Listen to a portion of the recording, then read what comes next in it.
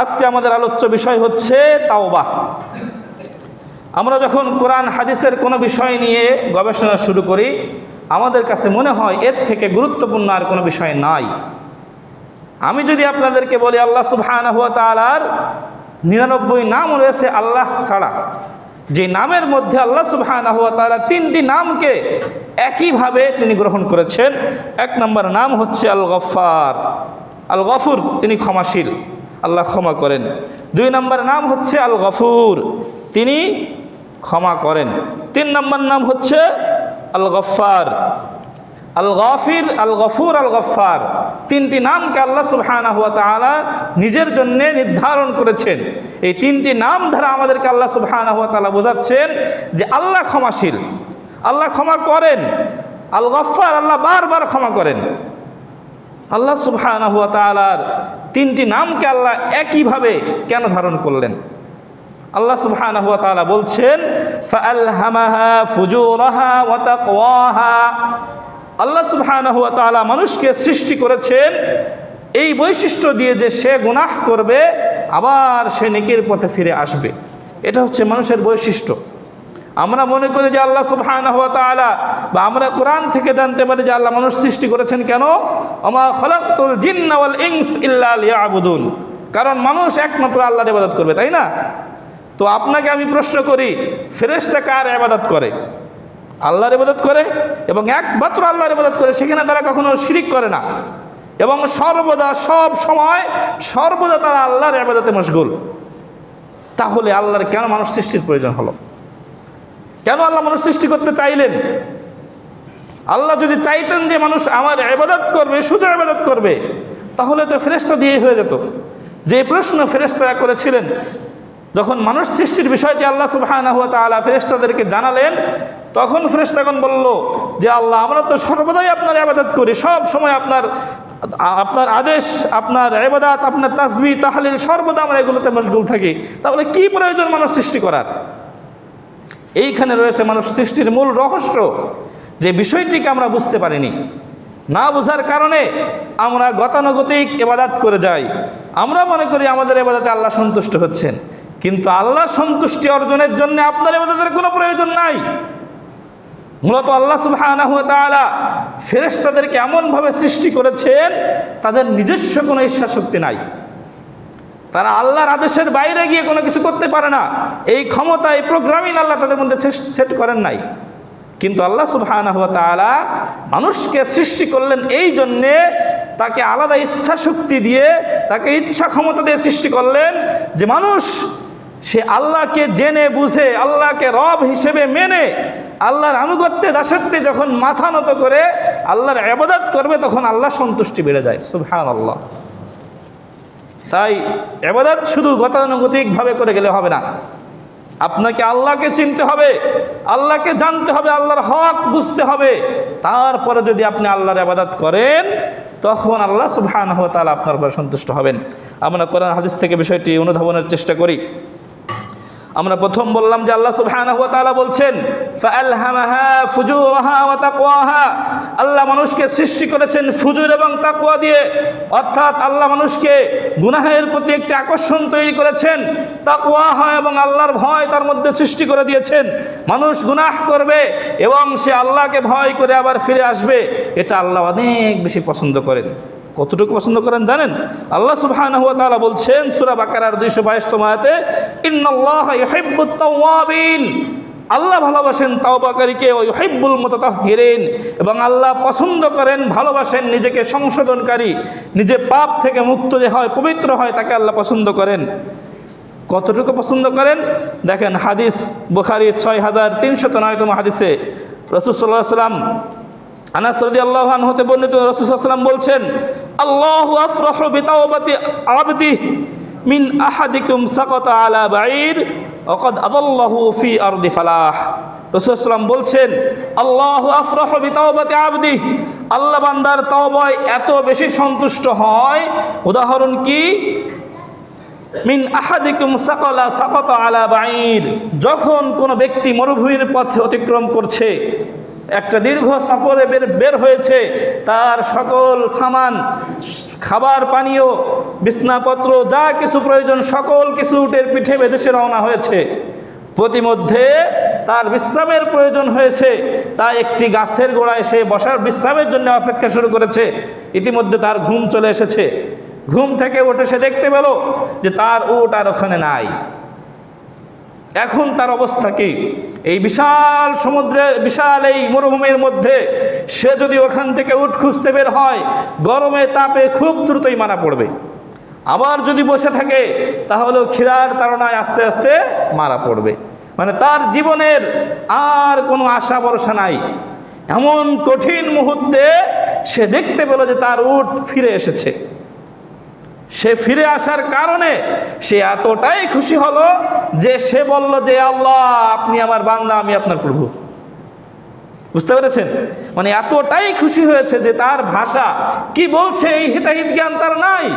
এতটাই খুশি হয়েছে যে যেখানে জীবনের কোনো আশা নাই, যেই কোনো মুহূর্তে সে সব কিছু শেষ হয়ে দুনিয়ার মায়া ত্যাগ করে চলে যেতে হতে পারে। সেই সময় আবার সব কিছু ঠিক হয়ে গেল অটোমেটিকভাবে। তখন সে তার মুখ থেকে এই কথা বের হয়ে আসলো। এই ঘটনাকে বর্ণনা করে রাসূল সাল্লাল্লাহু আলাইহি ওয়াসাল্লাম বলছেন, এর থেকেও বেশি আল্লাহ খুশি হন যখন কোনো আল্লাহর বান্দা আল্লাহর আবদ্ধ হয়ে গুনাহ করে আবার তওবা করে। না, কি বুঝতে পারলেন? যে আল্লাহ তাওবাকে এত বেশি পছন্দ করেন যার থেকে আর কোনো কিছু নাই। যেইখানে মানুষের সব থেকে গুরুত্বপূর্ণ বিষয় ছিল সেই উদাহরণ পেশ করে রাসূল সাল্লাল্লাহু আলাইহি ওয়াসাল্লাম বলছেন আল্লাহ তাওবাকারীকে এত বেশি পছন্দ করেন, এত বেশি ভালোবাসেন। আসেন আমরা একটু সামনে যাই। আনাস ইবনে মালিক রাদিয়াল্লাহু আনহু তিনি বর্ণিত, তিনি বলেন সামিআতু রাসূলুল্লাহ সাল্লাল্লাহু আলাইহি ওয়াসাল্লাম, রাসূল সাল্লাল্লাহু আলাইহি ওয়াসাল্লাম বলছেন, ক্বালা ইয়া ইবনে আদম, হে আদম সন্তান, ইন্নাকা মা দাওতানি ওয়া রাজাওতানি গফারতু লাক, তুমি যদি আমাকে ডাকতে থাকো, আমার ইবাদত করতে থাকো, ওয়া রাজাওতানি এবং আশা করো, গফারতু লাক, আমি তোমাকে ক্ষমা করব। আলা মা কানা ফিকা ওয়ালা উবালি, আমি পরোয়া করি না তুমি কত গুনাহ করেছো, কি পরিমাণ গুনাহ তোমার আছে, কত কঠিন গুনাহ তোমার আছে। মানুষ তার চিন্তা দ্বারা কি কি পাপ করতে পারে, সেই পাপ কতটা জঘন্য হতে পারে, কতটা মারাত্মক হতে পারে, কোনো পরোয়া আল্লাহ করে না। আল্লাহ সুবহানাহু ওয়া তাআলা বলছেন। এরপরে তিনি আবারও বলছেন, ইয়া ইবনে আদম, হে আদমের সন্তান, লাউ বালাগাত যুনুবাকা গনানাস সামা, তোমার পাপ যদি আকাশ সম পরিমাণ হয়ে যায়, মানে পৃথিবীর জমিন থেকে আকাশ সম পরিমাণ হয়ে যায়। আপনি জানেন আকাশ কত দূর? বিজ্ঞান এত অগ্রগতি, এত দূরত্ব পৌঁছেছে যে তারা প্লেন নিয়ে আকাশ থেকে উড়ে চলে যায়। তারা শত শত টন লোহা নিয়ে পানির নিচে দিয়ে ভেসে চলে যায় না? কিন্তু আজও পর্যন্ত বিজ্ঞান আকাশ খুঁজে পায়নি যে আকাশ কোথায়, কত দূর। বিজ্ঞান অস্বীকার করে মাঝে মাঝে যে আকাশ বলতে কোনো কিছু নাই। কারণ আমাদের এই পৃথিবী থেকে বের হয়ে তারা একটি বিভিন্ন গ্রহ উপগ্রহে যায়। এরকম কয়েকটা গ্রহ উপগ্রহ মিলে একটা গ্যালাক্সি, এরকম কত গ্যালাক্সি আছে আল্লাহ সৃষ্টিতে তা তারা কল্পনাও করতে পারেনি। আর এই সবের উপরে যে হচ্ছে আকাশ। তো আল্লাহ সুবহানাহু ওয়া তাআলা বোঝাচ্ছেন, তোমার পাপ যদি এরকম অনেক পরিমাণে হয়, কতটা সেটা ধারণার বাইরে, যেটা আমরা কল্পনাও করতে পারবো না। বিজ্ঞান খুঁজে পাইনি আকাশ কত দূর। তো আল্লাহ সেই উদাহরণ পেশ করে বলছে যে হে আদম সন্তান, তোমার গুনাহ যদি এই পরিমাণ হয়ে যায় যেটা আল্লাহর আকাশ পর্যন্ত ছুঁয়ে যাবে। এরপরে তিনি বলছেন যে গফারতু লাক, আমি তাও ক্ষমা করে দেব, আমি কোনো পরোয়া করি না। তবে আল্লাহ সুবহানাহু ওয়া তাআলা এখানে একটা শর্ত দিচ্ছেন, কি? সুম্মাস্তাগফারতানি গফারতু লাক, আমি অবশ্যই তোমাকে ক্ষমা করে দেব, আমি কোনো পরোয়া করি না।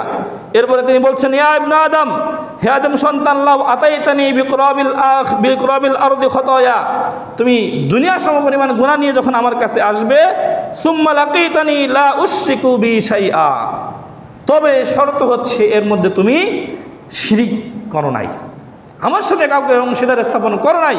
কারণ এটা আল্লাহর কাছে অনেক মর্যাদার বা অনেক অপমানের একটা বিষয়। এই গুনাহ ছাড়া তুমি যেই গুনাহ করো না কেন, কোনো গুনাহের আল্লাহ পরোয়া করে না। আল্লাহ বলছেন, লা আতাইতানি বিকরাবিহা মাগফিরা, আমি সকল কিছু মাফ করে দিব, এবং তুমি যে আকাশ সমপরিমাণ গুনাহ নিয়ে হাজির হয়েছ, আমি তার থেকে বেশি ক্ষমা নিয়ে তোমার কাছে এসে তোমাকে ক্ষমা করে দেব। সুবহানাল্লাহ। এটা হচ্ছে আমাদের রব, আমাদের আল্লাহ। এজন্যে আমরা সংক্ষেপে একটু তাওবাহ এবং ইস্তিগফারের পরিচিত আপনাদের সাথে হতে চাই। তাওবা অর্থ হচ্ছে অনুশোচনা করা, ফিরে আসা, ছেড়ে দেওয়া, ত্যাগ করা। মানে আপনি কোনো গুনাহের কাজ করছেন, সেটাকে ছেড়ে দেওয়া, ত্যাগ করা, সংশোধন করা, এটা হচ্ছে তাওবা। আর ইস্তিগফার কি? ইস্তিগফার হচ্ছে ক্ষমা প্রার্থনা করা। কোনো ভুল আপনার হয়ে গিয়েছে, এটা অনুধাবন হওয়ার পরে আপনি কাকুতি মিনতি করে আল্লাহর কাছে নত হয়ে চোখের পানি ঝরিয়ে সিজদায় পড়ে যে ক্রন্দন করেন, এটা হচ্ছে ইস্তিগফার। দুইটার মধ্যে পার্থক্য কি? পার্থক্য অবশ্যই আছে। তাওবা এবং ইস্তিগফারের মধ্যে একটা পার্থক্য না বোঝার কারণে আমরা বিষয়টিকে গুলিয়ে ফেলি এবং আমরা এই বিষয়টিকে যথাযথভাবে ব্যবহার করতে পারি না আমাদের নিজেদের মধ্যে।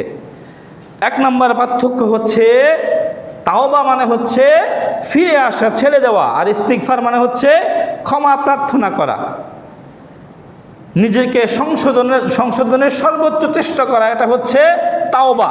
আর নিজের গুনার জন্য আল্লাহর কাছে ক্ষমা চাওয়া, এটা হচ্ছে ইস্তিগফার।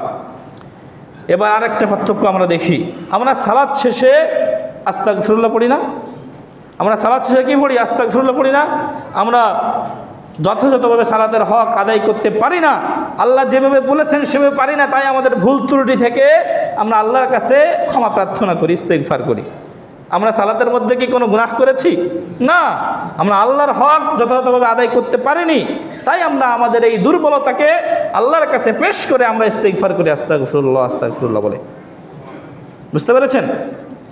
এরপরে আমরা সালাতের পরে ইস্তিগফার করি, হজের পরে ইস্তিগফার করি, আমরা বাথরুম থেকে বের হয়ে এসে কি বলি?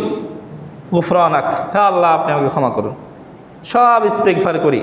অতএব ছোট ছোট ভুলের কারণে, ছোট ছোট গুনাহের কারণে আপনি শুধু ইস্তিগফার করলে যথেষ্ট, কিন্তু আপনি যদি বড় কোনো গুনাহ করেন, অবশ্যই আপনার জন্য এখানে তাওবা শর্ত।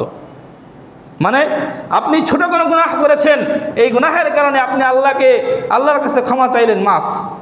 কিন্তু বড় গুনাহ করেছেন, তখন অবশ্যই সেই গুনাহকে ছেড়ে দিয়ে ওই গুনাহ আর কখনো করবেন না, এইরকম দৃঢ় সংকল্প করে তারপরে ফিরে আসতে হবে, নচেত আপনার সেই গুনাহ ক্ষমা হবে না।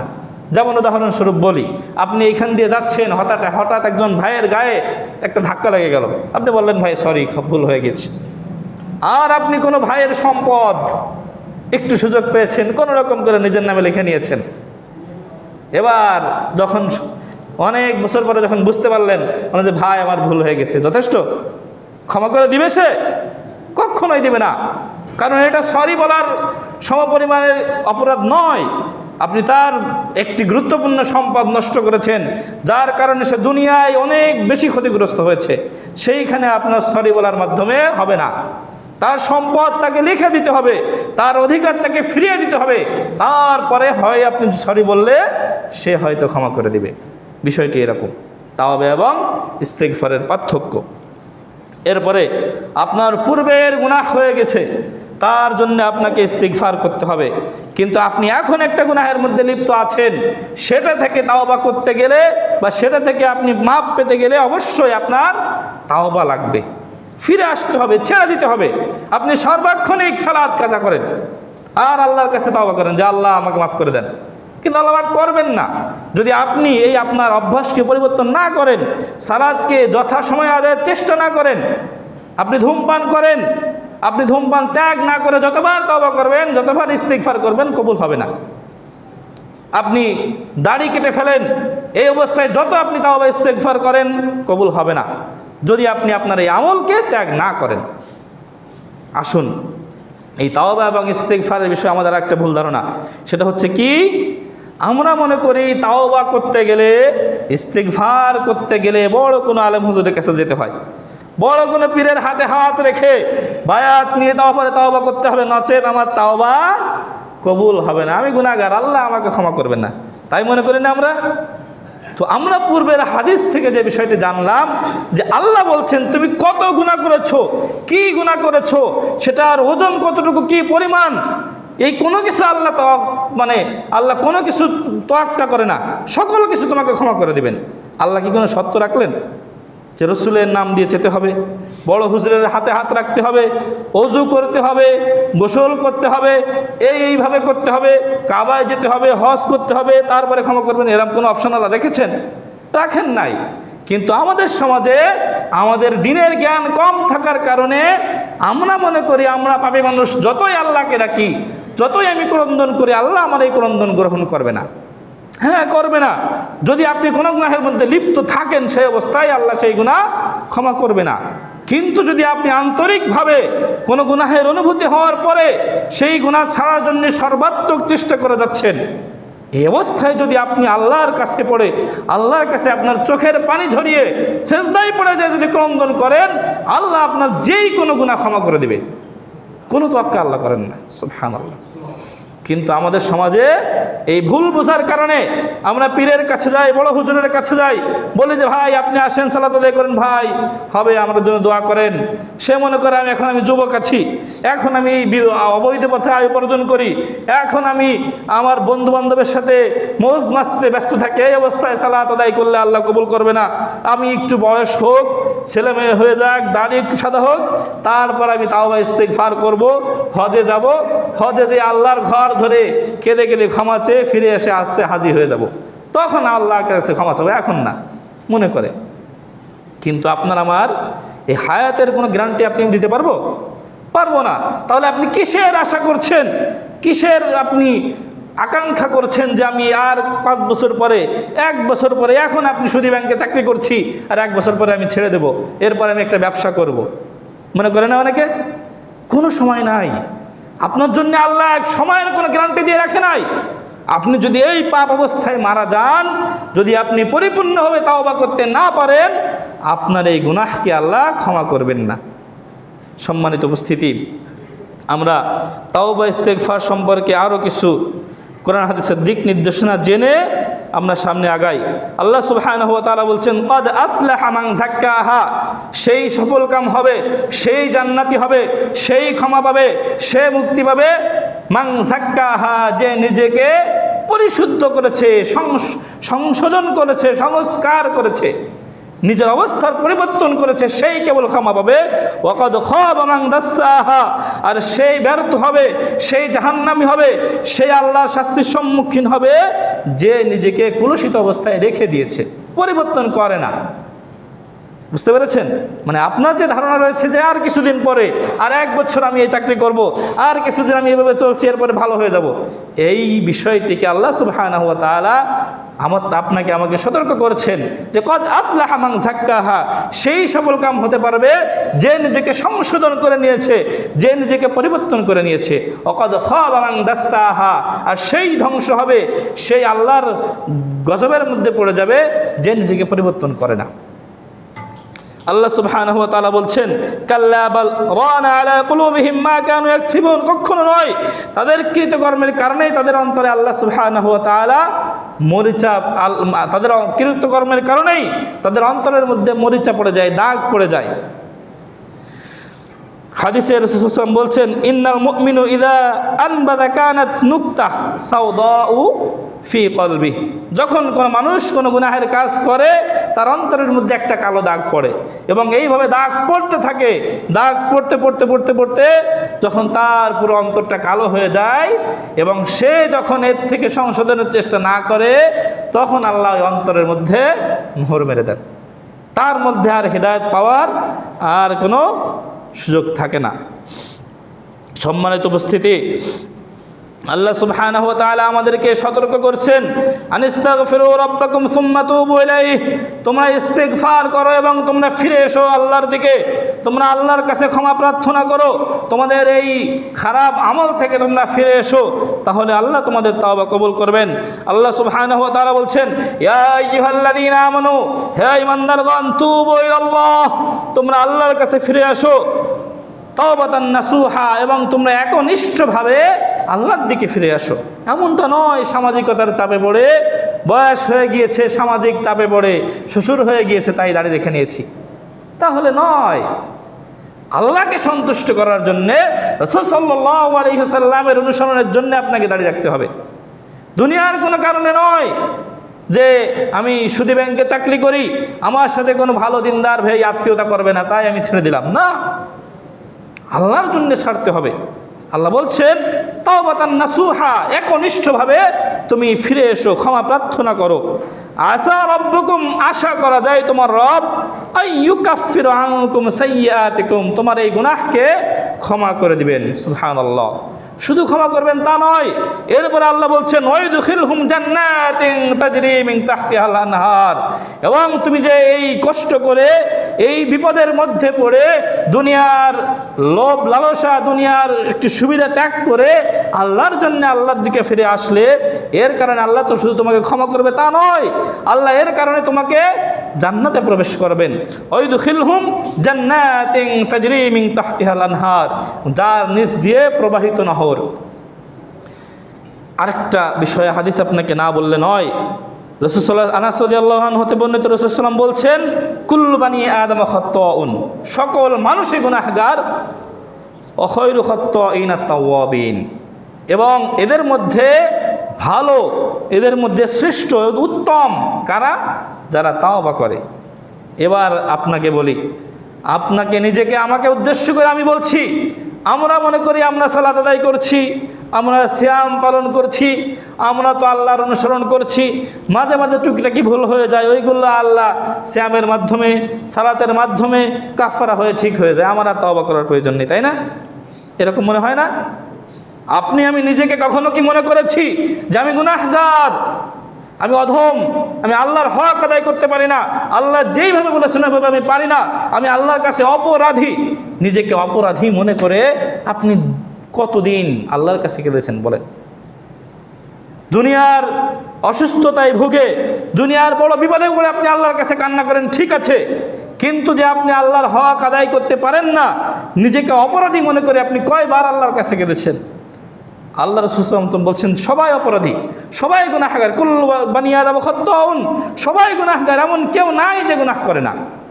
তাহলে আপনার আমার মধ্যে অনুভূতি কেন আসে না? কারণ শয়তান আমাদেরকে ধোঁকা দিয়ে রেখেছে। তাওবা সম্পর্কে রাসূল সাল্লাল্লাহু আলাইহি ওয়াসাল্লাম বলছেন আত-তাইবু মিনাজ যামবি কামাল্লা যামবাল্লাহ কামাল্লা যামবালাহ, যদি কোনো ব্যক্তি তাওবা করে আল্লাহ সুবহানাহু ওয়া তাআলা তার তাওবাকে এমনভাবে কবুল করে নেন, তার আমলনামাকে এমনভাবে মসৃণ মুছে সাফ করে দেয় যে সে যেন কখনো গুনাহ করেইনি। মানে আপনি কোনো দোকানে বাকি খাচ্ছেন, টাকা শোধ করে দিলেন, নাম কেটে দিল, কিন্তু নামটা তো এখানে থাকলো নাকি? কাটা অবস্থায় আছে কিন্তু এখানে থাকলো। কিন্তু আল্লাহ বলেছেন তা নয়, যদি কেউ আল্লাহর জন্য দৃঢ়ভাবে তাওবা করে ফিরে আসে, গুনাহ থেকে বেঁচে থাকে, তাহলে আল্লাহ সুবহানাহু ওয়া তাআলা তার ওই গুনাহটা তার আমলনামা থেকে একেবারে মুছে সাফ করে দেবে, ওইখানে আর কিছু থাকবে না। সুবহানাল্লাহ। রাসূল সাল্লাল্লাহু আলাইহি ওয়াসাল্লাম আরেকটা হাদিস আপনাদেরকে বলি, মুসলিমের 2749তম হাদিস।